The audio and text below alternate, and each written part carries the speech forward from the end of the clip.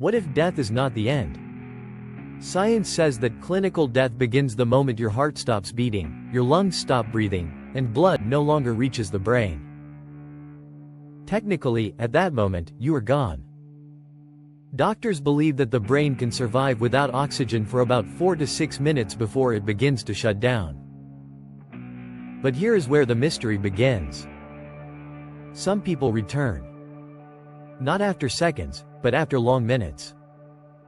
Sometimes even after an hour. And when they wake up, they describe things so vivid, so unreal, yet so consistent, that even doctors struggle to explain them. These are real stories of people who died, and came back. One of the most documented cases is that of a woman named Pam Reynolds. During a complex brain surgery, doctors deliberately stopped her heartbeat, shut down her brain activity, and cooled her body to 15 degrees Celsius. She was, by every medical definition, dead. Yet when she woke up, she calmly described the surgical tools used on her. She repeated conversations the surgeons had while she was unconscious. She said she floated above her body, watching everything. Her eyes were covered. Her ears were plugged. Science has no explanation. Then there is the story of a little boy named Colton. At 4 years old, he nearly died from a severe illness. After being revived, he casually told his parents, "I met my sister in heaven." They were shocked.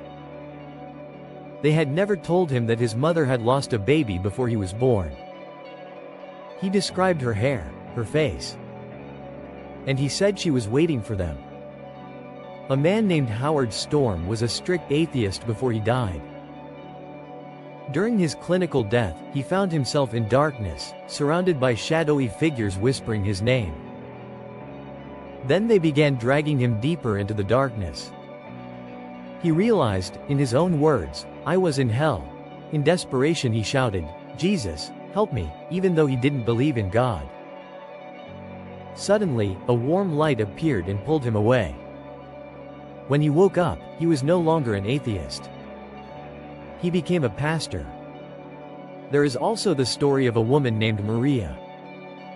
During surgery, her heart stopped. She felt herself rising out of her body and moving through a tunnel filled with warm, golden light. She said there was no pain, no fear. Only peace. She felt surrounded by unconditional love. A voice told her, "It's not your time." When she woke up, she whispered, "Why did you bring me back?" Across thousands of these reports, from different people, in different cultures, with different beliefs, there are patterns. Around 10 to 20% of people who survive cardiac arrest report some kind of conscious experience while dead. Most say they lost their fear of death completely. Many change their lives, leave toxic situations, or become more loving. So I want to ask you something. If you died for a few minutes, and came back, what is the first thing you would change about your life? Would you live with more courage? With more gratitude? With more love? Tell me in the comments.